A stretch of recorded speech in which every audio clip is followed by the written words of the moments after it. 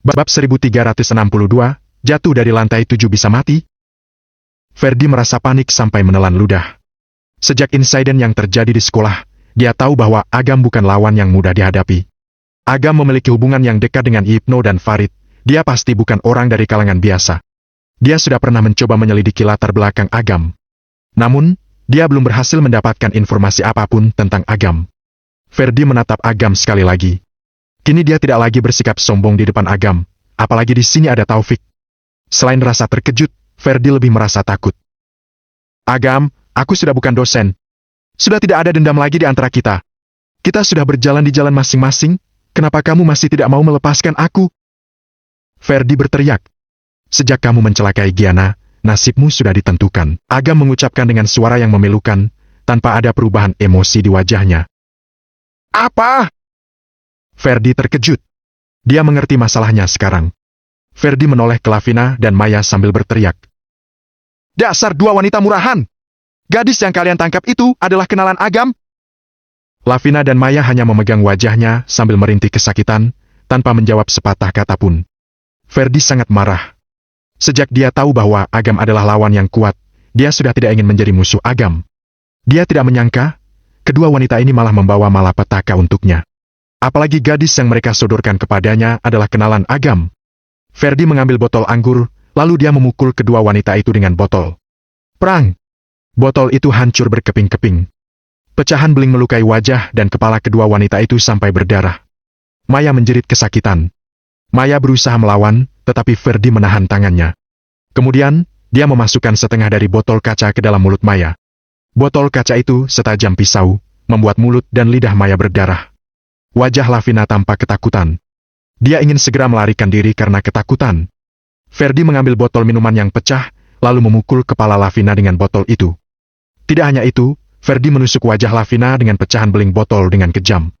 Suara jeritan memenuhi seluruh ruang VIP. Selain itu, darah berceceran di mana-mana. Melihat tindakan Ferdi, Agam tidak menghalangi atau menunjukkan reaksi apapun. Setelah melampiaskan kemarahannya, Ferdi mendekati Agam, sambil menghapus darah di tangannya dan memaksakan diri untuk tersenyum. Kemudian, dia berkata, Aku tidak ada hubungannya dengan kejadian yang menimpa gadis itu karena aku tidak tahu bahwa gadis itu adalah kenalanmu. Andai aku tahu, aku tidak akan berani menyerangnya. Bagaimana kalau aku yang menanggung semua biaya pengobatan dan biaya ganti rugi atas gangguan psikologisnya?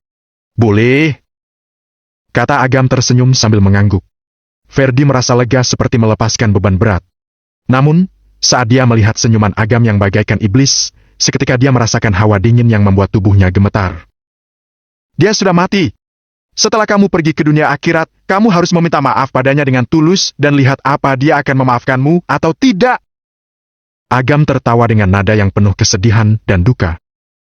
Mati! Dia mati! Tanya Ferdi dengan wajah terkejut.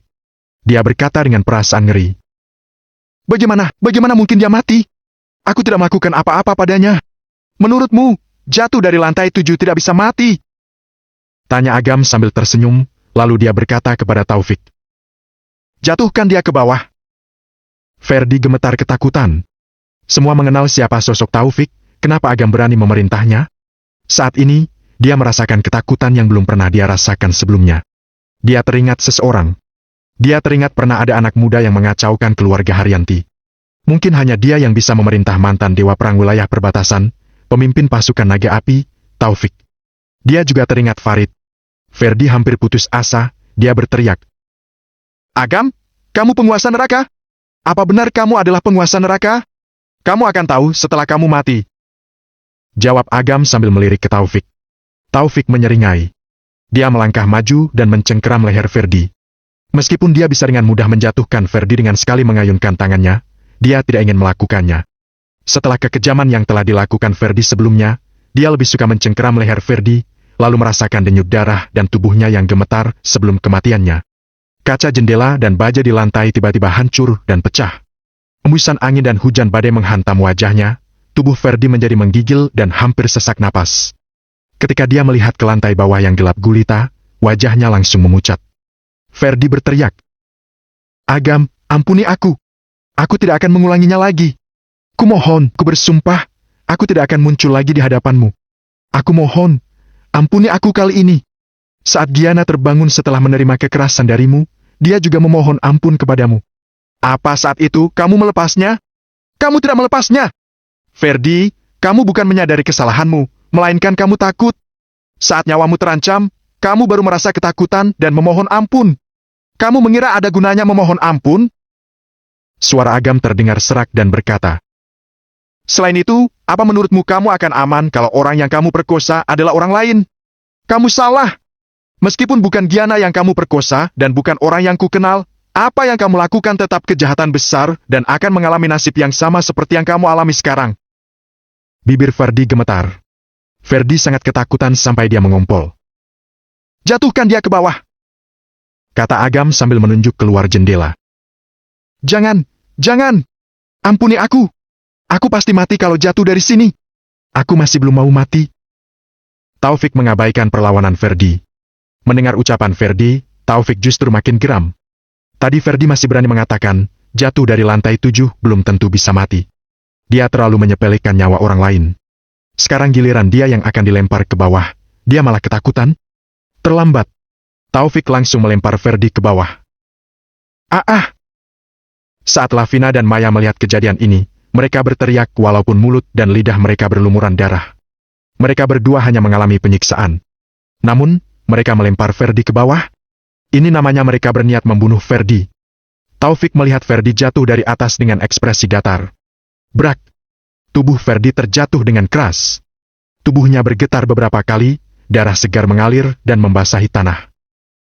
Angkat dia ke atas, kata Agam dengan santai. Taufik mengayunkan tangan, tubuh Ferdi melayang ke atas dan kembali ke dalam kamar.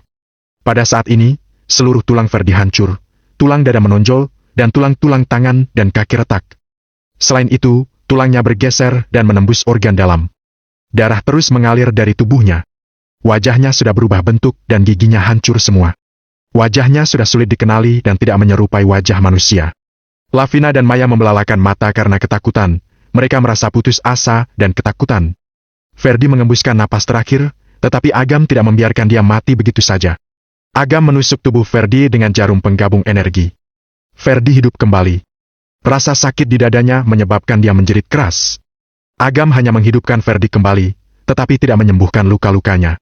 Oleh karena itu, Ferdi dalam keadaan sadar. Setiap menit dan detik menjadi siksaan yang sangat berat baginya. Jatuh dari lantai 7 tidak bisa mati. Agam datang ke samping Ferdi. Dia berkata sambil tersenyum. Kelihatannya memang tidak bisa mati. Taufik, apa kamu sengaja melemparnya terlalu pelan? Ferdi membelalakan mata dengan ekspresi ketakutan, seolah-olah mengerti maksud dari perkataan Agam. Dia merasa putus asa, lalu menggelengkan kepalanya dan dengan sekuat tenaga, berusaha mengeluarkan suara. Namun, tenggorokannya sudah tertusuk oleh tulang sehingga dia tidak dapat berbicara sepatah kata pun. Taufik berkata, tidak tahu, mungkin karena ada genangan air di tanah, kita coba sekali lagi. Sambil berbicara, Taufik mencengkeram tubuh Ferdi yang sudah hancur. Kemudian, dia melempar tubuh Ferdi ke bawah di depan Lavina dan Maya. Brak! Tubuhnya terjatuh dengan keras lagi. Saat tubuh Ferdi diangkat ke atas lagi, wajah Ferdi sudah berubah bentuk. Bab 1363, mengurus jenazah gadis baik hati. Agam sekali lagi menusuk Ferdi dengan jarum penggabung energi, lalu Ferdi hidup kembali. Dia belum mati. Dia hidup lagi. Lempar dia! Kejadian ini terjadi berulang kali. Agam juga sudah malas menyuruh Taufik melempar tubuh Ferdi dari lantai 7 ke bawah. Bagi Ferdi, ini adalah penyiksaan paling kejam. Namun, Agam melakukan ini agar Giana bisa pergi dengan tenang. Setiap mengingat apa yang terjadi pada Giana, Agam tidak bisa menahan amarahnya. Selain itu, semua ini baru permulaan. Kalimat yang Agam katakan bukan untuk menipu Ferdi. Meskipun gadis yang diperkosa bukan Giana dan bukan kenalan Agam, dia telah mempermainkan kebaikan hati seorang gadis dan melakukan hal yang tidak sepantasnya. Atas tindakan keji yang Ferdi lakukan ini, Agam harus membalasnya berkali-kali lipat lebih kejam. Setelah dilempar berulang kali, tubuh Ferdi sudah tidak berbentuk. Hal yang mengerikan adalah dia masih hidup. Dia masih bernapas. Hukum mereka bertiga dengan hukuman mati, kata Agam dengan tatapan dingin, tanpa rasa belas kasihan sama sekali. Mendengar ucapan Agam, Lavina dan Maya menggelengkan kepala dengan perasaan ketakutan. Lavina dan Maya tidak ingin mengalami hal yang sama seperti yang dialami oleh Ferdi. Hanya dengan satu kalimat, hampir membuat mental mereka berdua terganggu. Tercium bau tidak enak. Mereka berdua sudah kehilangan kontrol buang air besar maupun buang air kecil. Agam mengabaikan mereka.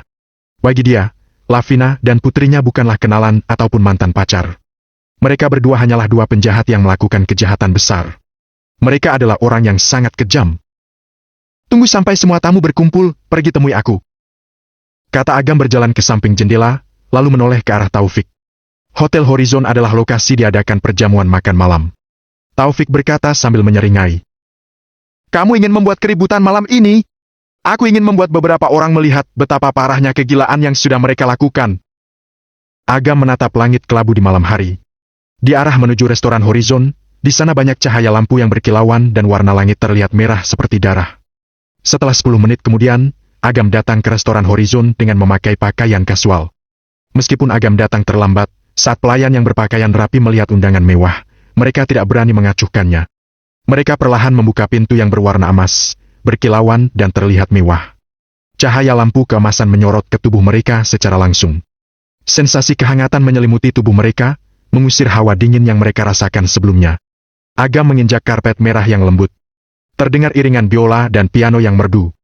Suasana di dalam terlihat mewah dan terlihat senyuman ramah dari para tamu. Orang-orang yang sombong dengan status kebangsawanan ini, mengenakan setelan jas dan gaun malam dengan harga setinggi langit. Bahkan, hiasan rambut atau cincin di tangan mereka adalah hal-hal yang tidak mampu dimiliki oleh orang biasa seumur hidup. Mereka berjalan di aula mewah. Mereka saling mengobrol dan menuangkan minuman satu sama lain.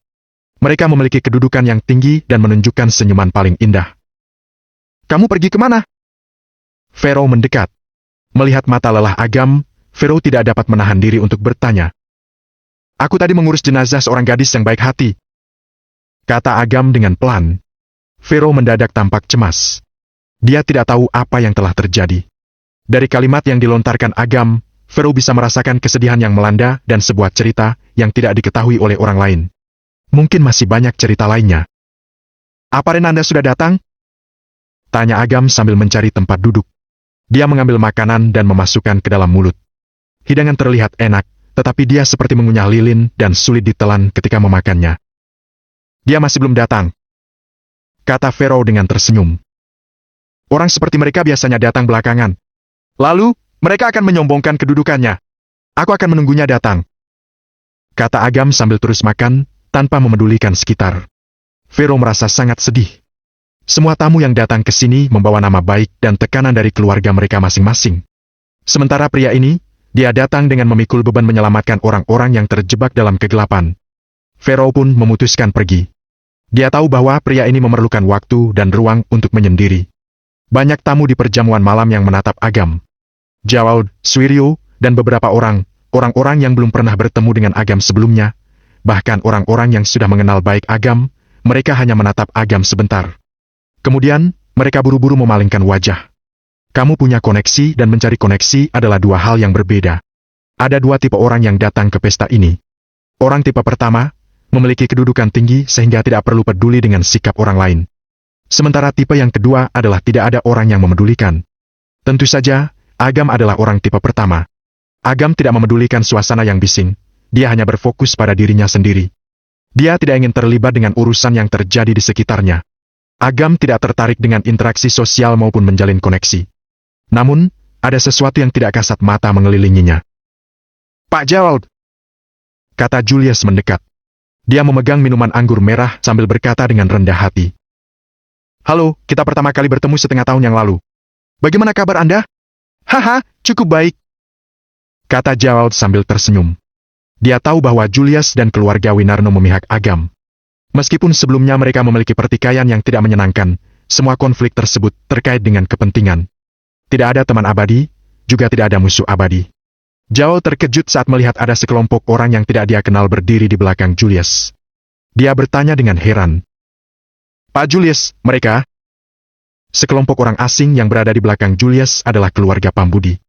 Miati, Cahya, Queni, Baron, dan anggota keluarga Pambudi lainnya juga ikut ke pesta perjamuan. Mereka masing-masing memancarkan karisma dan mengenakan pakaian merek terkenal dan gaun mewah. Miati dan keluarganya sangat senang diundang oleh Jawad. Halo, Pak Jawad. Miati menaruh tongkatnya, Kemudian dia mengulurkan tangan untuk berjabat tangan. Tidak perlu sungkan, Anda lebih senior dari saya, kata Gerald sambil tersenyum. Dia bersalaman dengan Miati. Miati sangat senang bersalaman dengan Gerald. Para tamu yang hadir di pesta perjamuan ini memiliki kedudukan tinggi dan kekayaan ratusan triliun lebih. Orang seperti mereka sering disebut sebagai orang terpandang. Sekarang keluarga Pambudi bisa masuk ke golongan dalam keluarga terpandang dan merasa terhormat. Julius memperkenalkan singkat. Kalau mereka tidak terlibat dengan sekte Lawarnu, Julius juga tidak mungkin mengajak mereka. Gerald, aku belum bersulang untukmu. Suiryo datang mendekat sambil tertawa. Dia telah mendapat kabar bahwa Julius, Yuslan, dan beberapa orang menerima perlindungan dari Agam. Selain itu, Agam memiliki hubungan dekat dengan prajurit Dewa Keluarga Nil. Kedekatan mereka telah memengaruhi situasi di ibu kota Kekaisaran. Sebagai gubernur ibu kota Kekaisaran, dia harus menjadi orang yang bijaksana. Selain itu, dia harus menjalin hubungan baik dengan semua orang dan tidak bermusuhan dengan siapapun. Pak Suiryo, tidak perlu sungkan, kata Gerald sambil tersenyum. Lalu, bersulang dengan Suiryo. Suiryo menyesap minumannya. Dia berkata sambil tersenyum kepada Julius. Kudengar, bisnis keluarga Wangsa tidak berjalan baik. Apa keluarga Wangsa sedang mengalami kesulitan? Oh, masalah bisnis sudah biasa, kata Julius sambil tersenyum. Kamu tidak boleh menganggap masalah di bisnis adalah hal biasa. Kamu harus berusaha dengan baik mencari solusinya. Kalau kamu membutuhkan sesuatu, kamu bisa mengatakan padaku. Aku bisa membantumu, kata Pak Suiryo yang tahu bahwa keluarga Wangsa memiliki hubungan baik dengan Agam. Haha, Pak Suiryo, aku akan ingat kata-katamu. Ayo, kita bersulang, kata Julius dengan mata berbinar. Dia minum anggur dalam sekali teguk. Keluarga Wangsa, Miati, Cahya, dan yang lainnya juga ikut minum. Suiryo berkata sambil menatap Miati. Usia Anda sudah tidak muda lagi, lebih baik kurangi minum minuman beralkohol. Minum sedikit saja. Miati tersenyum lebar ketika gubernur ibu kota Kekaisaran menyapanya dengan ramah. Cahya, Queni, dan yang lainnya tersenyum lebar. Ketika Gerald, Suiryo, dan Julius pergi ke tempat lain, mereka sungkan mengikutinya. Oleh karena itu, mereka duduk sambil mengobrol pengalaman mereka barusan. Bab 1364, semua orang terdiam. Bukankah dia adalah Pak Suiryo, gubernur ibu kota Kekaisaran? Aku tidak menyangka Pak Suiryo yang terhormat bersedia datang menyapa keluarga Pambudi, kata Baron dengan bangga.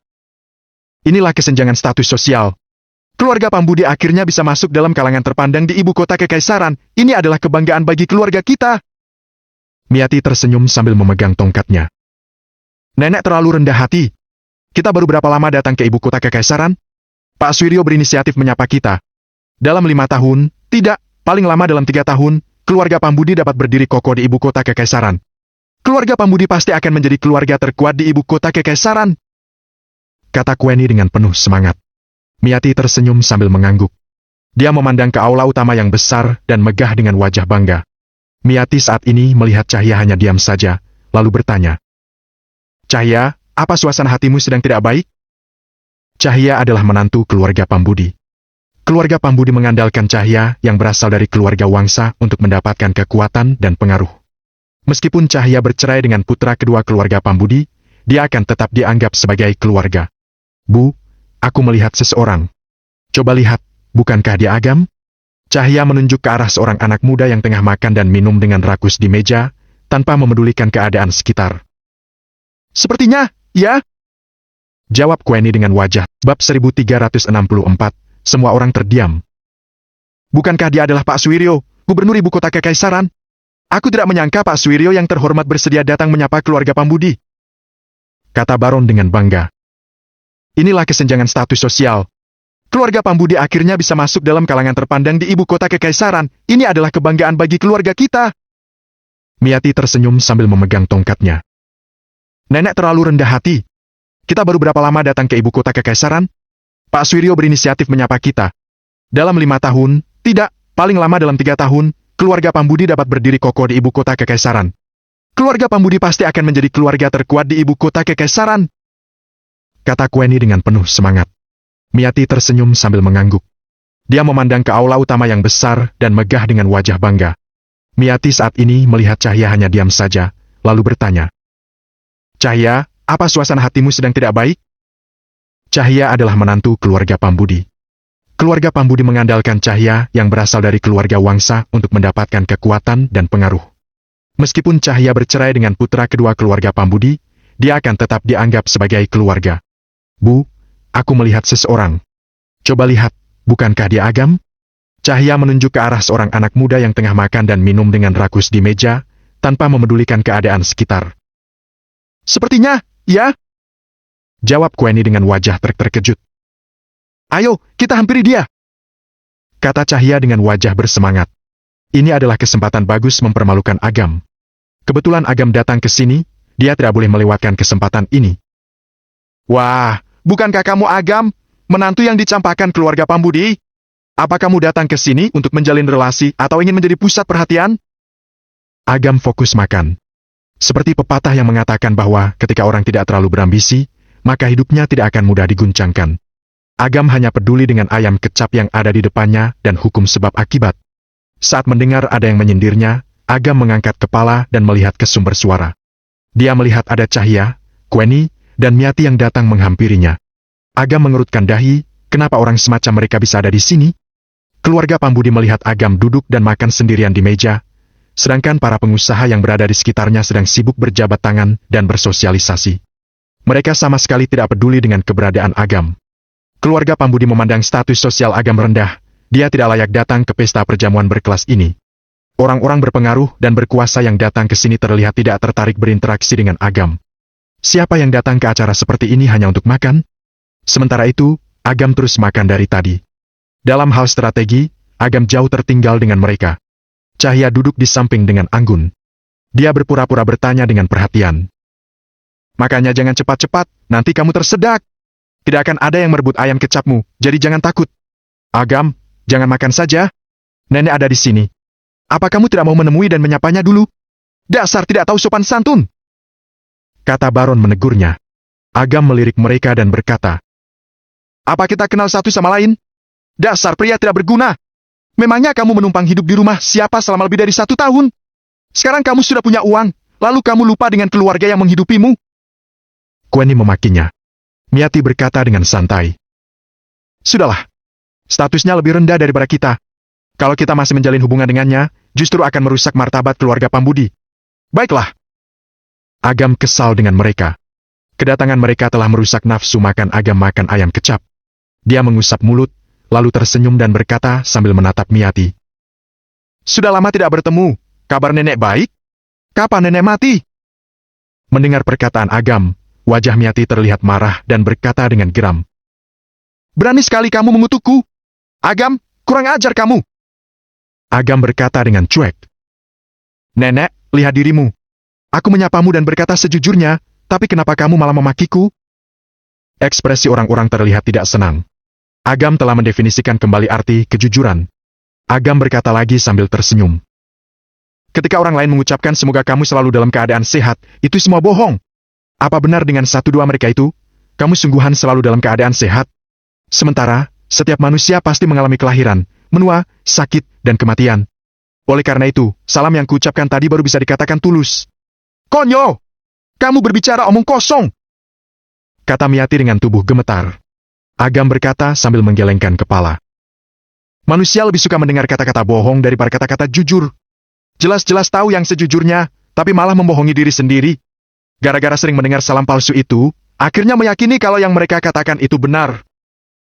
Cahya, Miati, dan yang lainnya tidak suka dengan perkataan yang dilontarkan Agam. Cahya memaki.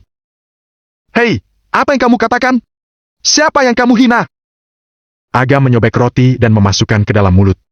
Dia berkata sambil tersenyum. Kalau ada sekumpulan anjing, kemudian ada yang melempar batu bata ke sekelompok anjing itu. Anjing yang menggonggong pasti anjing yang terkena lemparan batu bata. Menurutmu, siapa yang aku maksud? Wajah Cahya memucat. Dia ingin mengatakan sesuatu, tetapi dihentikan oleh Miati.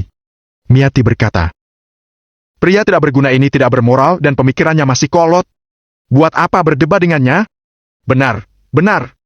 Dia iri dengan kedudukan keluarga Pambudi saat ini, jadi dia melontarkan kata-kata sinis. Dia iri dengan kita, kata Cahya dengan senyuman sinis. Pak Julius, kelihatannya keluargamu ada masalah dengan Tuan Agam. Tidak jauh dari situ, Suiryo melihat Agam sedang diintimidasi oleh Miati, Cahya, dan yang lainnya. Matanya menyipit dan nada suaranya terdengar dingin. Julius terkejut. Dia melihat ke arah Agam dan ekspresinya langsung berubah. Keluarga Pambudi menaruh dendam dengan Agam. Sialan. Banyak yang menyaksikan keributan di tempat Agam. Tidak lama kemudian, tatapan kebencian tertuju ke Julius. Julius berkeringat dingin. Dia merasakan sekujur tubuhnya gemetar ketakutan. Dia ingin bergegas maju dan menyingkirkan semua parasit keluarga Pambudi. Mereka banyak merugikan dirinya. Namun, masalah sudah sampai sejauh ini. Dia tidak bisa menangani keributan ini secara terang-terangan. Kalau dia melakukannya, bukankah Agam akan mencurigai dirinya telah menyembunyikan musuhnya? Apabila dia disalahkan, Julius merasa dirinya juga tidak bisa menanggung konsekuensi yang terjadi. Dengan menjaga jarak dengan keluarga Pambudi, dia bisa memutus hubungan dengan keluarga Pambudi. Dengan demikian, Agam tidak akan memiliki prasangka buruk terhadap keluarga Wangsa. Sambil berpikir demikian, Julius mendekat sambil berpura-pura tersenyum. Di saat yang bersamaan, saat Jawel dan yang lainnya melihat situasi ini, mereka juga ikut menghampiri Agam. Meskipun Agam tidak memedulikan intimidasi keluarga Pambudi, mereka juga tidak bisa berdiam diri melihat Agam dipersulit. Saat ini, keluarga Pambudi sedang memutar otak untuk mempermalukan Agam. Agam kesal saat melihat Jawel, Suiryo, dan yang lainnya datang menghampirinya. Dia datang ke sini tujuannya adalah agar bisa makan dengan tenang dan menunggu kedatangan Renanda. Setelah mendapat harta karun milik sekte kebajikan, dia akan langsung pergi dari sini. Itu saja. Masalah makin panjang?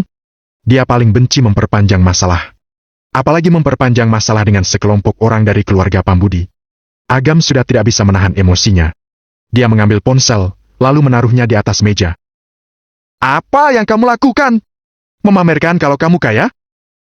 Kata Cahya sambil tersenyum sinis. Setelah melihat layar ponsel, senyumannya menghilang.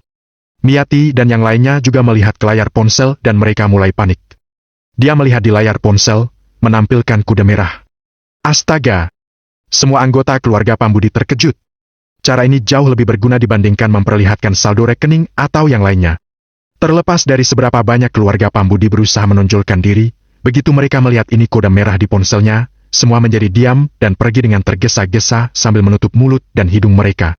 Seketika itu juga, suasana di mejanya kembali tenang. Cara ini benar-benar manjur. Saat dulu Agam menolong Zafir, dia melintas ke wilayah perbatasan. Oleh karena itu, ponselnya otomatis terdeteksi di luar daerah. Jadi, wajar muncul kode merah. Pada saat Jawel dan yang lainnya melihat kode warna merah, ekspresi mereka terlihat aneh. Melihat tatapan dingin Agam, mereka tahu bahwa Agam menginginkan ketenangan. Mereka menjauh puluhan meter sambil tersenyum. Ketenangan. Agam lanjut makan ayam kecap. Walaupun terjadi masalah besar, tidak menghentikan dia untuk lanjut makan. Hanya dengan makan sampai kenyang, baru bisa semangat kembali. Apabila sudah kembali semangat, dia baru bisa menangani segala hal dengan baik. Ini adalah prinsip yang selalu dipegang teguh oleh Agam. Bab 1365, Berita Bagus. Suasana di restoran Horizon tenang seperti biasanya. Namun, di luar restoran, terjadi perubahan besar di seluruh ibu kota kekaisaran. Jalan ditutup, pusat perbelanjaan tutup lebih awal. Semua masyarakat yang masih berkeliaran di jalan, dihimbau untuk segera pulang ke rumah masing-masing. Meskipun tidak ada perintah langsung, jam malam telah diberlakukan. Banyak mobil van dan bus yang datang dari segala penjuru ibu kota kekaisaran menuju ke satu tempat, yaitu restoran Horizon. Pergerakan dalam skala besar ini telah membuat Hypno dan yang lainnya menjadi gelisah. Bahkan, berita ini sudah terdengar sampai di telinga Gavin. Ketika anggota inti Jalan 6 Arah melihat situasi ini, mereka segera ingin menghentikan. Namun, mereka mengurungkan niat setelah mendapat perintah dari Gavin. Jangan ada yang menghalangi. Karena perbedaan pendapat, ada konflik kecil yang terjadi. Ketika ditanya mengenai kedatangan orang-orang ke ibu kota kekaisaran membawa ancaman bagi masyarakat, jawaban Gavin membuat mereka tutup mulut. Apa nyawa satu orang di restoran Horizon tidak lebih penting dibandingkan puluhan ribu nyawa di luar? Semua tahu bahwa Agam yang mengatur semua ini. Selain itu, mereka juga tahu bahwa Agam datang untuk membereskan sesuatu. Ketegasan Gavin mampu meredakan perlawanan dari kelompok Jalan 6 Arah. Keluarga Haryanti juga melakukan perlawanan. Hinata sebagai perwakilan keluarganya juga maju menghalangi. Di saat bersamaan, Gibran menggunakan peraturan keluarga untuk menghentikan Hinata. Dua kubu kekuatan saling bersitegang. Pada malam itu, apa nyawa satu orang di restoran Horizon tidak lebih penting dibandingkan puluhan ribu nyawa di luar? Semua tahu bahwa Agam yang mengatur semua ini. Selain itu, mereka juga tahu bahwa Agam datang untuk membereskan sesuatu. Ketegasan Gavin mampu meredakan perlawanan dari kelompok Jalan 6 Arah. Keluarga Haryanti juga melakukan perlawanan. Hinata sebagai perwakilan keluarganya juga maju menghalangi. Di saat bersamaan, Gibran menggunakan peraturan keluarga untuk menghentikan Hinata. Dua kubu kekuatan saling bersitegang.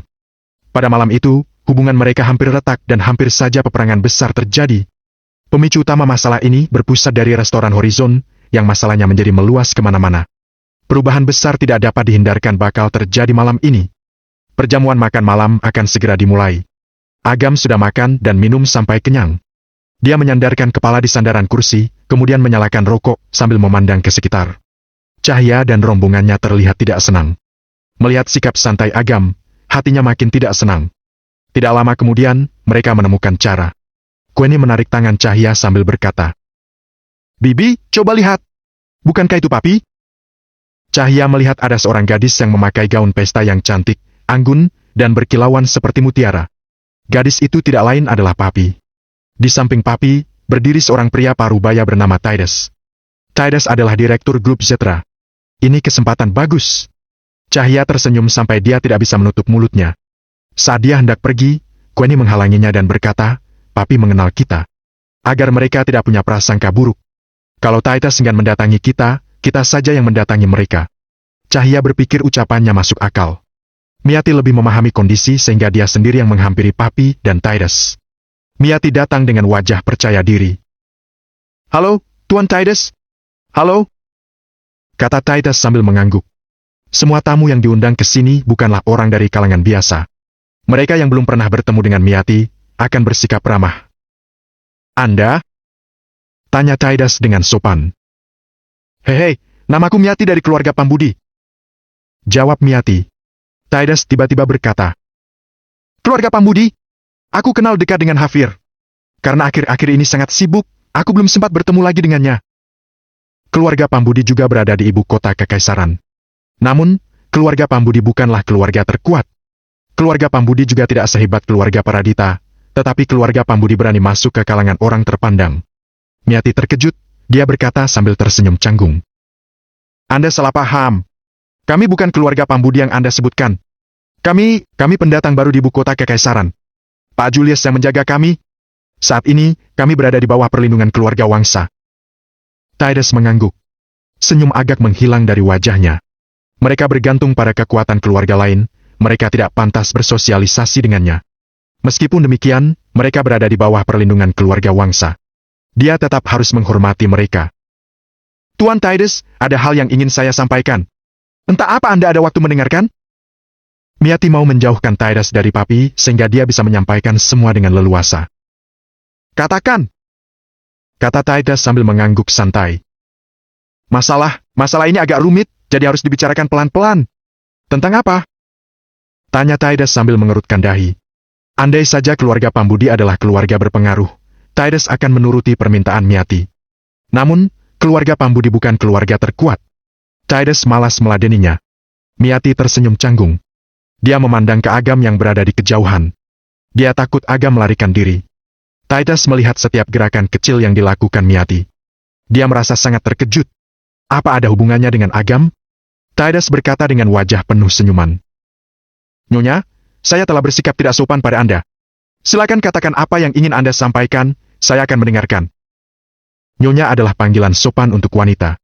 Sikap Tides berubah 180 derajat. Perubahan sikap Tides yang drastis membuat Miati bingung. Mengingat reputasi keluarga Wangsa, dia merasa lega. Miati memegang tongkatnya dengan kuat. Dia menegakkan tubuhnya yang tadinya membungkuk. Dia berkata sambil tersenyum. "Silakan ikuti saya. Papi, ayah pergi dulu," kata Tides kepada papi.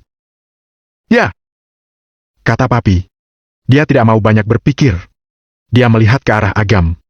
Papi berharap mengambil kesempatan dari pertemuannya dengan Agam di pesta perjamuan malam ini untuk mendekati Agam. Dia ingin hubungannya jauh lebih dekat dengan Agam. Namun, dia menyadari aura Agam terlalu kuat. Oleh karena itu, dia tidak berani mendekat. Terlebih lagi, dia melihat Agam menjadi pusat perhatian para bangsawan dan banyak dari mereka yang ingin berinteraksi dengan Agam. Meskipun Miati belum menyebut nama Agam, Tides tahu apa yang akan dibicarakan pasti ada hubungannya dengan Agam. Hanya dengan sekilas melihat Agam dari kejauhan, dia merasakan perasaan rendah diri yang kuat. Namun, dia makin mengagumi Agam. Ketika mendekat ke keluarga Pambudi, Cahya dan yang lainnya mengulurkan tangan untuk bersalaman dengan Tides. Tides membalas dengan senyuman. "Nyonya, silakan katakan," kata Tides dengan sabar dan menjaga sikap. "Tuan Tides, mungkin Anda belum tahu. Tapi saya harap Anda bisa mempersiapkan hati sebelum mendengarnya." Miati memberikan pengantar terlebih dahulu. Dia sengaja melakukannya agar membuat Tides lebih memperhatikan. "Apa Anda mengenal Agam?" tanya Cahya. Ternyata benar. Tides gelisah di dalam hatinya. Dia menekan ekspresinya dan bertanya sambil tersenyum. "Ada apa? Anda mengenalnya? Seperti apa hubungan Anda dengannya?" tanya Cahya terkejut. "Ini." Tides merasa kesulitan menjawab. Hubungan? Dia sendiri tidak tahu hubungan apa. Gara-gara masalah Kuntoro beberapa waktu lalu, hubungan mereka berdua sempat menegang. Namun, Agam tidak peduli. Mereka tidak bisa dikatakan sebagai musuh, juga tidak bisa dikatakan sebagai teman. Melihat Tides belum menjawab, Cahya berkata dengan suara pelan. "Baiklah, saya akan memberitahukan kepada Anda. Kemarin kami pergi ke kuil cahaya besar. Saat kami pergi makan, kami bertemu dengan Agam dan Papi. Hubungan mereka terlihat akrab, kelihatannya hubungan mereka bukan pertemanan biasa. Ya, bukan hubungan pertemanan biasa. Mereka lebih terlihat sebagai pasangan kekasih," kata Kweni menambahkan. "Saya curiga mereka sudah, Anda mengerti maksud saya, kan?" Mereka sengaja mengarang cerita dan membuat masalah menjadi besar. Tujuannya agar Tides marah. Setelah mendengar perkataan mereka, Tides langsung berdiri dan berkata, "Apa yang kalian katakan benar? Benarkah terjadi seperti yang mereka katakan?" "Ya." Melihat respons Tides, Cahya dan yang lainnya tersenyum. Ini respons yang mereka harapkan. "Tuan Tides, kami mana berani membohongi Anda. Saya bersumpah ada hubungan khusus antara Agam dengan putri Anda," kata Cahya dengan nada serius. Saat sedang bersiap-siap menghadapi kemarahan Tides, mereka tidak menyangka Tides malah terdiam sejenak. Kemudian, wajahnya diselimuti senyuman kegembiraan yang luar biasa. Dia berjingkrak kegirangan. Sejak mengetahui kekuatan dan identitas Agam, Tides sangat ingin memiliki hubungan dekat dengan Agam. Dia tahu satu-satunya cara adalah menikahkan putrinya dengan Agam. Pada awalnya, dia berpikir harapan mewujudkan hal itu sangat kecil. Tides memiliki putri yang cantik, tetapi Agam memiliki kemampuan yang luar biasa. Orang berbakat seperti Agam pasti dikelilingi oleh banyak wanita yang lebih cantik dibandingkan putrinya. Sekarang dia diberitahu bahwa putrinya berpacaran dengan Agam. Baginya, ini adalah kabar bagus. Agam menjadi menantunya memang menjadi impiannya. Cahya dan keluarganya tercengang saat melihat respons Tides. Ini ada yang salah. Seorang ayah yang memiliki kekuasaan dan pengaruh, kenapa dia malah senang saat mengetahui putrinya berpacaran dengan mantan menantu yang tidak berguna? Bukankah seharusnya dia tidak senang? Tanya Kweni menganalisis dengan suara pelan. Cahya mengangguk setuju. Sepertinya Tides tidak dapat menerima kenyataan, menyebabkan emosinya tidak stabil sehingga perilakunya menjadi tidak normal seperti ini.